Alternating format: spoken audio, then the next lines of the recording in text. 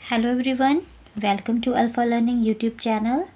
I am Sonika, TGT Science from Alpha Public Senior Secondary School, Barthi. Student, this is chapter number 16 of EVS class 5th and today we will discuss its part 3. So let's start. तो हमने पढ़ा था इसमें महात्मा गांधी जी और एक उनके जो साथ काम करते थे रहते थे उनके बेटे नारायण के लाइफ का एक इंसिडेंट, ठीक है। तो जिसमें उन्होंने टॉयलेट्स वगैरह साफ़ करने के बारे में बात करी थी।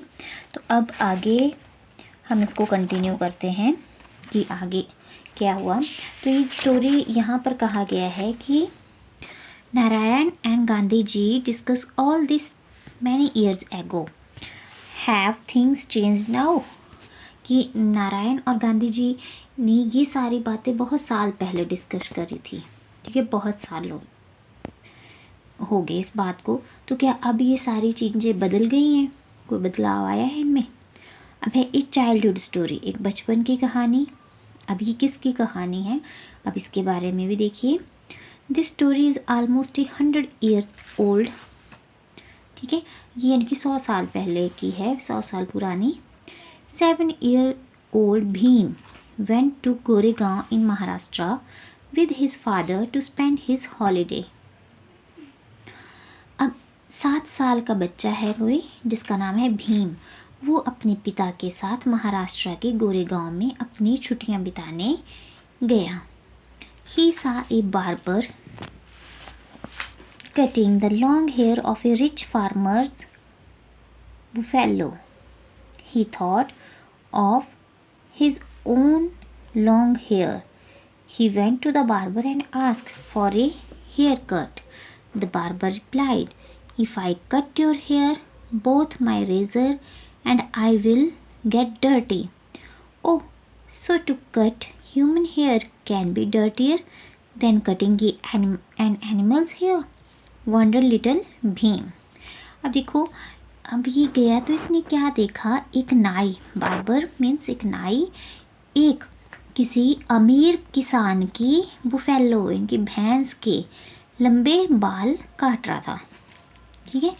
जो क्या कर रहा था, एक कोई गांव का एक कोई अमीर किसान होगा, उसकी भैंस थी, उसके बाल एक नाई काट रहा था।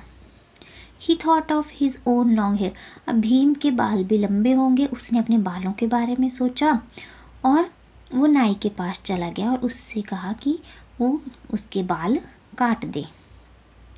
तो नाई ने क्या कहा, क्या उत्तर दिया कि अगर मैं तुम्हारे बाल काटूंगा तो मेरा रेजर इनकी जो इंस्ट्रूमेंट वो यूज़ करते हैं कटिंग के लिए, ठीक है, कैंची और जो होती है रेज़र, वो and I will get dirty, ठीक है।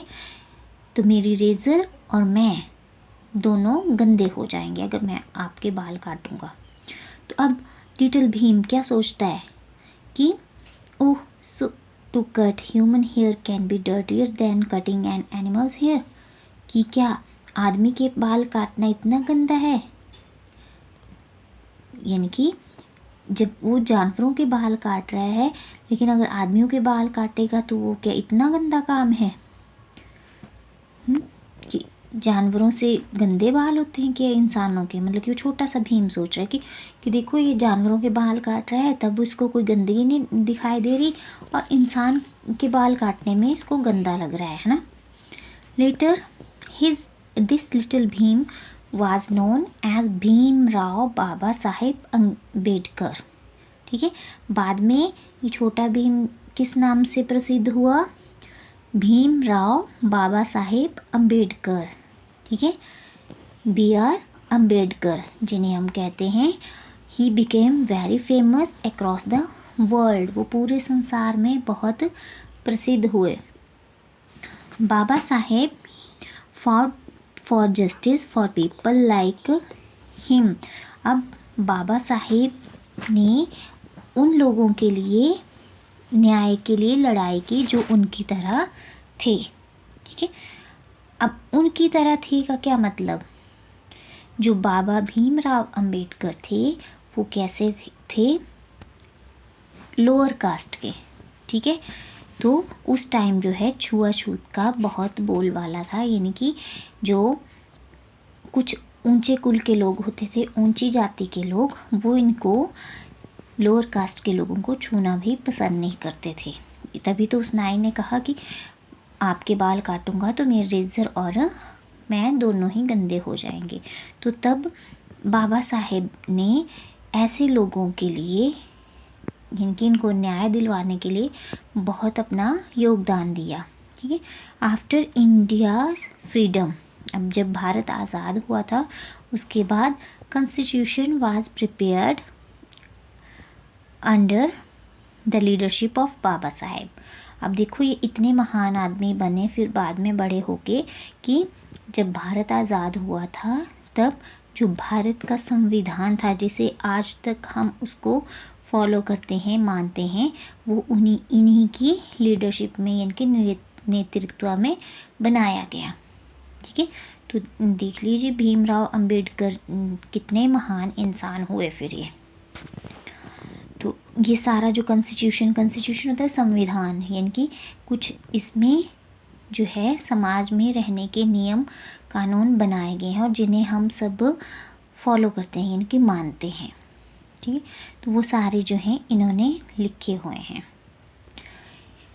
स्कूल कन्वर्सेशन यहाँ पर है द रियलिटी टुडे, अब आज की ये सच्चाई है। Hetal, I am Hetal and this is Meena, मैं हेतल हूँ और ये मीना है। We both study in class third, हम दोनों थर्ड क्लास में पढ़ती हैं। Question, what all do you do in school, आप स्कूल में क्या करते हैं। Meena, we clean the ground, हम ग्राउंड को साफ करते हैं। Do all children clean, no not all, नहीं सारे नहीं। Meena, we also have to clean the toilet, हम टॉयलेट्स भी साफ़ करते हैं। We do it on a different days, I clean on Monday, she does on Tuesday and she on Wednesday, इनकी अलग अलग दिनों में इन्होंने अपनी टर्न लगाई होगी, जैसे मंडे ट्यूसडे वेडनेसडे, हर डे को अलग अलग। All the children from our community do this, इनके हमारे समुदाय के सभी बच्चे ये काम करते हैं। Hetal, we have to carry 20 buckets of water for this, इस काम के लिए हमें 20 बाल्टियाँ पानी की लानी पड़ती हैं। We have to sweep and wash, और हमें उसे स्वीप यानी कि झाड़ू पोंछना भी पड़ता है, साफ़ भी करना पड़ता है, धोना भी पड़ता है। वाई ओनली यू, सिर्फ आप ही क्यों। Why not all the children, बाकी बच्चे क्यों नहीं। ओनली वी हैव टू, जिनकी सिर्फ हम ही करते हैं। If we don't we get beaten, ठीक है, अगर हम ये काम नहीं करेंगे तो हमें पीटा जाता है, ठीक है। तो देख लीजिए कितना आज के ज़माने की भी ये सच्चाई है, ठीक। और ये कहाँ का है, interview adapted from the documentary film Indian untouched by Stalin. अब देखो यहाँ पर कुछ क्वेश्चन हैं। Tell who does the cleaning in your school, what all has to be clean, यानी कि आपके स्कूल में क्लीनिंग कौन करता है ना, क्या क्या साफ़ करना है। तो यहाँ पर तो आजकल तो हमारे स्कूल में तो जैसे पीएन है, पीएन ही सारा काम करते हैं, पहले होता था। और वैसे भी जैसे गवर्नमेंट स्कूल हैं तो वहाँ पर भी मैक्सिमम बच्चे भी करते थे, जैसे अपना ग्राउंड साफ़ करेंगे, है ना, अपनी क्लासरूम। लेकिन अब ऐसा नहीं है, अब सभी जो हैं गवर्नमेंट स्कूल में भी प्राइवेट स्कूल में भी पीएन्स होते हैं जो सारी साफ़ सफाई करते हैं, है ना। अब discuss, do people look at different kinds of work in the same way, if not why is this so, why is it important to bring change, ठीक है। अब ये यहाँ पर भी क्वेश्चन है, इसको मैं करवा दूँगी। नेक्स्ट है, Gandhi ji favourite song bhajan is given here, this bhajan is in Gujarati, try to understand the meaning of this line with the help of your elder, think about this line. अब ये गांधी जी का भजन है जो गुजराती में था, अब ये यहाँ पर लिखा गया है, तो कोशिश करना है इसको समझने की। तो ये हमने सुना भी हुआ है। तो जैसे ये है, वैष्णव जन ते तेने कहिए जे पीर पराई जाने रे, पर दुखे अपमान सहे जे मन अभिमान न आने रे। ठीक है, तो इसका मीनिंग जहाँ तक मैं जानती हूँ थोड़ा सा, तो यानी कि अब वैष्णव जन का मतलब क्या हुआ कि प्रभु के इंसान उन्हीं को कहा गया है, यानी कि प्रभु के जीव वही हैं जो दूसरों का दर्द भी समझते हैं। ठीक है, और अपना दुख अपमान सहकर भी कभी अपने मन में अभिमान नहीं आने देते हैं, इनकी घमंड नहीं जिनमें आता है, चाहे वो किसी तरह का दुख अपमान भी सह लें। What we have learned, Gandhi ji use to say that, ये देखिए अब यहाँ पर इसका मीनिंग बताया, every person should do every kind of work. ठीक है, हर इंसान को हर तरह का काम करना चाहिए। What do you feel about this, आप इसके बारे में क्या समझते हैं? If every one followed this, अगर सभी इसको फॉलो करते हैं, what are the things that would change, तो कौन कौन सी चीज़ें बदल सकती हैं? What are the some changes that will happen in your own house, और आपके घर में भी क्या क्या बदलाव आएंगे। तो जो इस चैप्टर का जो सार है वो यही है, निचोड़, कि कोई भी काम छोटा या बड़ा नहीं होता, कोई इंसान छोटा बड़ा नहीं होता, सब काम सबके लिए हैं और सभी को करने चाहिए। ठीक है, तो यहाँ पर आपका ये चैप्टर कंप्लीट होता है। तो इससे हमें यही शिक्षा मिलती है कि हमें सब काम करने चाहिए, घर में भी और स्कूल में, कहीं भी बाहर हम रहते हैं तो यानी कि अपना काम तो खुद करें, पहली बात तो है। और जहाँ पर भी लगता है कि वहाँ पर आप वो काम कर सकते हैं तो करने चाहिए। अब जैसे कहा कि घर में ही, तो घर में अगर मान लीजिए साफ़ सफाई, अब मैक्सिमम होता है कि मदर सारा काम करती हैं, है ना।